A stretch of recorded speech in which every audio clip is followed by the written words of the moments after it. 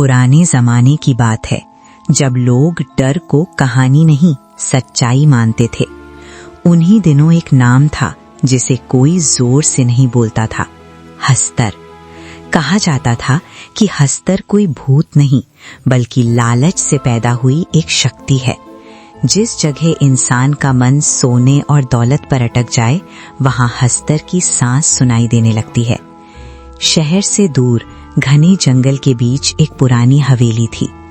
बारिश के मौसम में उसकी दीवारों से पानी टपकता था, जैसे हवेली रो रही हो। गांव वाले उस तरफ देखना भी पाप मानते थे। कहते थे जो हवेली में गया वो कभी पहले जैसा वापस नहीं आया। मैं लोक कथाओं पर रिसर्च करने वाला इंसान था। एक दिन मुझे एक पुरानी डायरी मिली जिसके हर पन्ने पर एक ही वाक्य लिखा था, हस्तर को मत जगाना। आखिरी पन्ने में हवेली का रास्ता बना था। उसी रात तेज बारिश में मैं हवेली के सामने खड़ा था। दरवाजा बिना छुए खुल गया। अंदर से ठंडी हवा आई और एक धीमी आवाज गूंजी, लालच खाली हाथ नहीं लौटता। हवेली के अंदर कदम रखते ही दरवाजा अपने आप बंद हो गया। बाहर की बारिश की आवाज एकदम गायब हो गई, जैसे दुनिया कट गई हो। अंदर अंधेरा था, लेकिन फर्श पर हल्की चमक दिख रही थी। मैंने नीचे देखा तो पुराने सोने के सिक्के बिखरे पड़े थे। दीवारों से सीलन की बदबू आ रही थी और हवा भारी लग रही थी, जैसे कोई अदृश्य चीज मेरे चारों ओर घूम रही हो। तभी ऊपर की मंजिल से किसी के चलने की आवाज आई। सीढ़ियां अपने आप चरमराने लगी।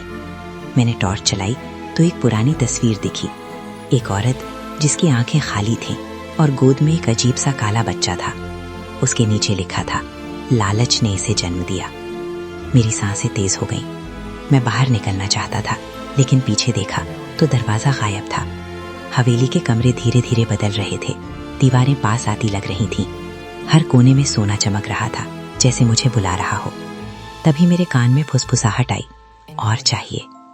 उस पल मुझे समझ आ गया कि ये जगह सिर्फ डराने के लिए नहीं, परखने के लिए बनी है। रात और गहरी हो गई थी, लेकिन हवेली में समय रुक गया था। हर कमरे से फुसफुसाहटें आ रही थी। और तभी एक बूढ़ी औरत मेरे सामने प्रकट हुई। उसका शरीर झुका हुआ था और आंखों में डर जमा हुआ था। उसने कांपती आवाज में कहा, हस्तर जाग चुका है। मैंने पूछा, वो चाहता क्या है? बूढ़ी औरत हंसी, लेकिन उस हंसी में खुशी नहीं थी। उसने कहा, हस्तर सोना नहीं चाहता, वो लालच चाहता है। उसने बताया कि जो इंसान जितना लालची होता है, हस्तर उतना ही ताकतवर बनता है। पहले वो सोने का लालच देता है, फिर इंसान की सोच खा जाता है और आखिर में उसकी आत्मा। तभी मेरे सामने एक सोने का सिक्का अपने आप लुढ़क कर आया।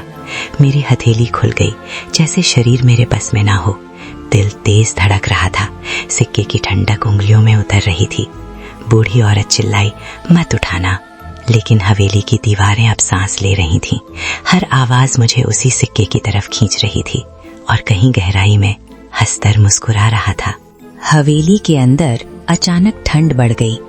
फर्श के नीचे से अजीब सी खड़खड़ाहट सुनाई देने लगी।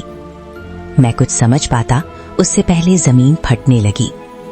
कीचड़ और पानी के बीच से एक काला हाथ बाहर निकला, फिर दूसरा और फिर पूरा शरीर। हस्तर मेरे सामने था। उसका कोई चेहरा नहीं था, सिर्फ एक बहुत बड़ा मुंह जो खुलते ही सड़ांध और मिट्टी की बदबू फैलाने लगा। बूढ़ी औरत पीछे हटने लगी। वो रो रही थी, गिड़गिड़ा रही थी, लेकिन उसके हाथ में चुपके से कुछ सोने के सिक्के थे। हस्तर रुका। उसका मुंह उसकी तरफ घूम गया। एक पल में हस्तर ने उसे पकड़ लिया। कोई चीख नहीं, कोई आवाज नहीं, बस एक झटका, और बूढ़ी औरत जमीन के अंदर खिंच गई। कुछ सेकंड बाद सब शांत हो गया। फर्श पर सिर्फ चमकते हुए सोने के सिक्के बचे थे। हस्तर की आवाज गूंजी, लालच पूरा हुआ। अब अगला। हवेली अब शांत नहीं थी। हर दीवार से जैसे सांसों की आवाज आ रही थी। मेरे कदम भारी हो चुके थे। सामने पड़े सोने के सिक्के अब चमक नहीं रहे थे, बल्कि आंखों में चुभ रहे थे। हस्तर की मौजूदगी साफ महसूस हो रही थी, जैसे कोई मेरे दिमाग के अंदर बैठकर सोच बदल रहा हो। मुझे अपने पिता की बात याद आई कि इंसान का सबसे बड़ा दुश्मन उसका मन होता है, लेकिन यहाँ मन मेरा नहीं लग रहा था। हर पल एक ही ख्याल, बस एक सिक्का उठा लो। हवेली के कोनों से आवाजें आने लगी, किसी के रोने की, किसी के हंसने की। मुझे लगा मैं अकेला नहीं हूँ, शायद पहले भी कई लोग यहाँ आए होंगे। सबने शुरुआत में मना किया होगा, लेकिन अंत में टूट गए होंगे। मैंने आंखें बंद की और खुद को संभालने की कोशिश की, लेकिन तभी फर्श पर पड़ा एक सिक्का अपने आप घूमने लगा, जैसे वो मुझे बुला रहा हो। मेरे हाथ कांपने लगे, पसीना ठंडा हो गया। मुझे समझ आ गया, ये जगह बाहर से नहीं, अंदर से तोड़ती है। मैं तहखाने की तरफ बढ़ा। सीढ़ियां उतरते ही हवा बदल गई। वहां दीवारों पर पुराने निशान थे, जैसे किसी ने नाखूनों से खुरचा हो। बीच में एक टूटी हुई मूर्ति रखी थी, उसके चेहरे पर कपड़ा बंधा था।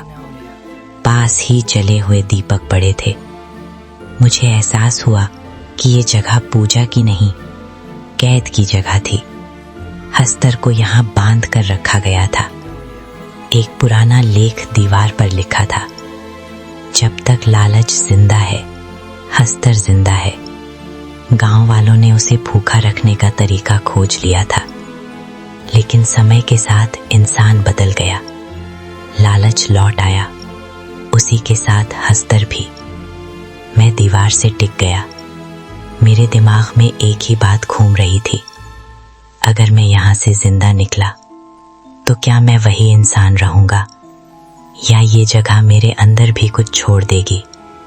ऊपर से भारी कदमों की आवाज आई। हस्तर मुझे ढूंढ रहा था। अब छुपने का कोई मतलब नहीं था। मैं वापस ऊपर आया। हवेली का मुख्य हाल अब पूरी तरह बदल चुका था। छत से कीचड़ टपक रहा था। बीच में हस्तर खड़ा था। उसका शरीर मिट्टी और सड़े मांस से बना था। आंखें नहीं थीं, फिर भी वो मुझे देख रहा था। उसकी आवाज सीधे दिमाग में गूंजी। उसने कहा कि मैं अलग नहीं हूं, मैं भी लालची हूं। उसकी बात सच लग रही थी, और यही सबसे डरावना था। उसने मुझे मेरे सपने दिखाए, बड़ा घर, पैसा, इज्जत, सब कुछ बस एक कदम दूर। मैंने महसूस किया कि डर अब कम हो रहा है और चाहत बढ़ रही है। यही उसकी जीत थी। मैंने जोर से चिल्लाया, जैसे खुद को होश में लाना चाहता हूं। हस्तर हंसा। हवेली की दीवारें हिलने लगी। उसने कहा कि हर इंसान अंत में उसके पास ही आता है। मैंने अपनी मुट्ठी भींच ली। अगर ये आखिरी रात है तो मैं खुद को खोकर नहीं मरूंगा। हस्तर मेरे करीब आया। उसकी बदबू से सांस लेना मुश्किल हो गया। उसने आखिरी बार सोना मेरी तरफ बढ़ाया। समय जैसे रुक गया। मेरे सामने दो रास्ते थे, एक आसान, एक सही। मैंने जमीन से सारे सिक्के उठाए। एक पल के लिए लगा कि मैं हार गया। हस्तर खुश हो गया, लेकिन फिर मैंने वो सिक्के आग में फेंक दिए। आग अचानक भड़क उठी। सोना पिघलने लगा। हस्तर की चीख हवेली को चीरती हुई बाहर गई। उसकी ताकत कम होने लगी। वो पीछे हटने लगा। हवेली तरकने लगी। छत से पत्थर गिरने लगे। मुझे रास्ता दिखने लगा।